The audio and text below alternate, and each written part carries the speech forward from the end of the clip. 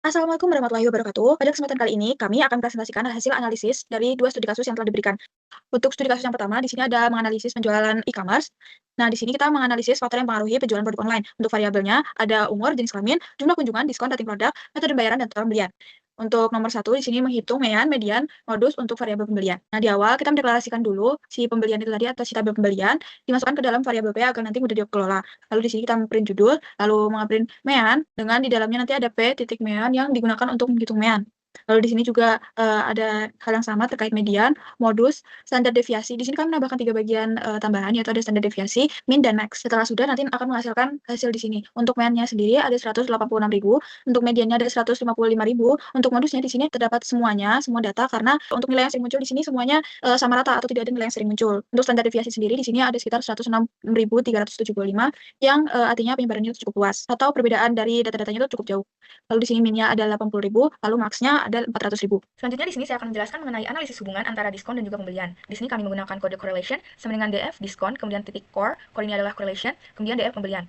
Kemudian kami melakukan print kepada hasilnya yaitu korelasi sama dengan 0,9457 sekian, di mana ini mendekati 1 yang berarti korelasi positifnya sangat kuat, yang menunjukkan bahwa jika diskon naik, maka pembelian juga naik. Ini berarti antara dua variabel ini berbanding lurus. Nah, di sini ada scatter plotnya, dapat kita lihat di mana semakin besar diskon, semakin banyak juga pembeliannya. Misalnya di diskon terbesar yaitu 20%, maka pembeliannya juga terbesar yaitu 400.000. Baik, selanjutnya saya akan menjelaskan regresi linear sederhana. Pada analisis ini, digunakan metode regresi linear sederhana untuk melihat pengaruh variabel diskon terhadap pembelian. Model regresi yang dihasilkan memiliki dua komponen utama, yaitu intercept dan juga koefisien. Berdasarkan hasil perhitungan, diperoleh nilai intercept sebesar 48.461,54 dan koefisien sebesar 15.282,05. Intercept menunjukkan bahwa ketika tidak ada diskon, maka nilai pembelian diperkirakan sebesar 48.461. Sementara itu, koefisien menunjukkan bahwa setiap kenaikan diskon sebesar 1% akan meningkatkan nilai pembelian sebesar 15.282. Di hal ini menunjukkan bahwa diskon memiliki pengaruh positif terhadap pembelian, di mana semakin besar diskon yang diberikan, maka semakin besar juga kemungkinan atau nilai pembelian yang terjadi. Selanjutnya di sini saya akan menjelaskan pada nomor 4, yaitu menentukan variabel paling berpengaruhnya. Di sini ada kode DF core numerik only true. Di sini untuk menghitung korelasi antar semua variabel numerik dalam dataset. Selanjutnya ada pembelian RP. Di sini tuh untuk mengambil korelasi semua variabel terhadap target, yaitu pembelian. Selanjutnya pada source value ascending false. Di sini tuh untuk mengurutkan data yang paling besar ke kecil agar mudah melihat variabel paling berpengaruhnya. Dapat dilihat karena nilai korelasi diskon paling tinggi dan mendekati 1, maka dapat disimpulkan bahwa diskon adalah variabel yang paling berpengaruh terhadap pembeliannya. Selanjutnya di sini ada dari hasil analisis strategi rekomendasi apa yang harus dilakukan untuk meningkatkan jumlah pembelian. Di sini ada kode if correlation lebih besar dari 0,1. Di sini jika nilai korelasi lebih besar dari 0,1 maka dianggap berpengaruh kuat. Sehingga pada print diskon pengaruh kuat terhadap pembelian di sini untuk menampilkan kesimpulan jika kondisi terpenuhi. Selanjutnya pada else print pengaruh diskon lemah di sini untuk menampilkan bahwa pengaruh diskonnya itu lemah jika dan tidak memenuhi syarat. Berdasarkan dari hasil analisis pengecekan penggunaan kondisi, jika nilai korelasi lebih dari 0,5 maka dianggap memiliki pengaruh kuat terhadap pembelian. Karena nilai korelasi diskon sebesar 0,9457 yang lebih besar dari 0,5, maka dapat disimpulkan bahwa diskon berpengaruh kuat terhadap pembelian. Selanjutnya di sini saya dengan Putri Tania akan melanjutkan penjelasan pada studi kasus yang kedua. Pada soal nomor 1 yaitu identifikasi jumlah missing value tiap kolomnya. Di sini ada kode df before sama dengan df copy. Di sini digunakan untuk menyimpan data asli sebelum dilakukan cleaning supaya nanti bisa dibandingkan. Ada juga di sini df is null sum di sini untuk menghitung jumlah data yang kosong di setiap kolomnya. Selanjutnya ada print missing before di sini untuk menampilkan hasil jumlah missing value per kolomnya. Ada juga missing before slice len df dikali 100. Di sini untuk menghitung persentase missing value dengan cara membagi jumlah data kosong dengan tabel data. Dari hasil ini dapat disimpulkan bahwa beberapa variabel memiliki missing value cukup signifikan, terutama pada kolom rating, sehingga perlu dilakukan data cleaning sebelum analisis lebih lanjutnya. Selanjutnya, saya di sini akan menjelaskan tentang data cleaning. Pada tahap ini, dilakukan penanganan terhadap missing value dengan membagi data menjadi dua jenis, yaitu numerik dan kategorikal. Untuk variabel numerik, seperti umur, visit, diskon, dan rating, missing value-nya diisi menggunakan mean atau nilai rata-rata. Sedangkan untuk variabel kategorikal seperti gender dan metode pembayaran, missing value-nya diisi menggunakan nilai yang paling sering muncul atau bisa disebut juga modus. Setelah proses cleaning dilakukan, seluruh missing value pada dataset berhasil dihilangkan yang ditunjukkan dengan nilai 0 pada setiap kolom. Hal ini menandakan bahwa data sudah bersih dan siap digunakan untuk tahap analisis selanjutnya. Selanjutnya saya akan menjelaskan terkait studi kasus kedua nomor 3, yaitu dengan membandingkan hasil sebelum dan sesudah cleaning. Sebelumnya kita tadi sudah mendeklarasikan terkait df underscore before untuk menjadikan data-data before sebelum di cleaning itu dimasukkan ke dalam variabel df underscore before. Nah, lalu di sini kita melakukan print judulnya dulu, yaitu missing value sebelum di cleaning itu.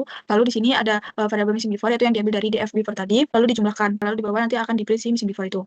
Nah, untuk menghitung hasil dari missing value yang sebelum cleaning, yaitu dengan missing before per len dari df-nya dikali 100. Lalu kita tinggal langsung print percent before sesuai dengan nama variabelnya. Lalu di sini ada print untuk missing value setelah di cleaning, yaitu menggunakan missing after sama dengan df titik is null, lalu dijumlahkan. Lalu di bawah sini ini untuk printnya. Nah, yang bawah ini adalah persentase dari missing value yang setelah cleaning tadi, yaitu menggunakan missing after per line dikali 100. Lalu nanti di-print dan hasilnya akan seperti ini. Nah, sebelum di-cleaning hasilnya hampir semua data memiliki missing value seperti umur dengan 32, gender 26 dan seterusnya. Nah, di bawahnya ini adalah presentasi dari missing value-nya yang sebelum di-cleaning juga. Ada 16%, 13% dan seterusnya. Setelah itu yang ini adalah missing value yang setelah di-cleaning-nya. Hasilnya semuanya 0 dan 0%. Selanjutnya di sini saya akan jelaskan nomor 4, yaitu variabel paling berpengaruh terhadap pembelian dengan analisis univariate, bivariate, dan juga multivariate. Yang pertama analisis univariate, yaitu analisis satu variabel. Di sini saya memisahkan kolomnya terlebih dahulu. Untuk kolom numerik, saya mengeksklut kolom ID karena kolom ID adalah identitas unik dari tiap baris sehingga tidak cocok untuk dilakukan analisis univariate. Kemudian ini ada untuk kolom kategori. Untuk kolom numerik sendiri, saya membuat histogram. Di sini terdapat hasilnya, yaitu ada histogram umur, histogram visit, kemudian ada histogram diskon, histogram rating, dan juga histogram buy. Kemudian untuk kolom kategori sendiri itu dibuat count plot. Di sini ada count plot gender, kemudian ada count plot payment. Kemudian saya juga memberikan statistik deskriptif untuk kolom numerik yaitu sebagai berikut, dan untuk kolom kategori ada juga untuk kolom gender dan kolom payment yang hanya menghitung total tiap kelompok dari variabel-variabel atau kolom tersebut. Kemudian ada analisis bivariate atau analisis dua variabel. Di sini menganalisis semua variabel dengan variabel by atau terhadap variabel by seperti itu. Saya mengeksklut kolom by tersebut sendiri dan juga kolom ID seperti sebelumnya. Di sini ada untuk kategorikal dan juga numerical. Nah, untuk numerik sendiri saya juga membuat box plot. Di sini ada box plot umur versus buy, box plot visit versus buy, box plot discount versus buy, box plot rating versus buy. Kemudian yang terakhir adalah analisis multivariate atau analisis yang lebih dari dua variabel. Jadi di sini menganalisis semua variabelnya. Ini ada DF buy, memisahkan antara kategori dan numerik. Di sini gender dan payment adalah kategori, visit, discount, dan rating adalah numerik dan menghitung meannya atau rata-ratanya. Ini adalah hasilnya. Kemudian saya juga membuat heatmap relasi. Berikut adalah hasilnya. Semakin merah maka korelasi positifnya semakin kuat. Baik, selanjutnya di sini saya akan menjelaskan tentang kesimpulan bisnis. Berdasarkan hasil analisis, dapat disimpulkan bahwa keputusan pembelian pelanggan paling dipengaruhi oleh faktor diskon. Di mana semakin besar diskon yang diberikan, maka semakin tinggi pula kemungkinan pelanggan melakukan pembelian. Selain itu, rating juga berpengaruh, yang menunjukkan bahwa kualitas produk atau layanan menjadi pertimbangan penting bagi pelanggan.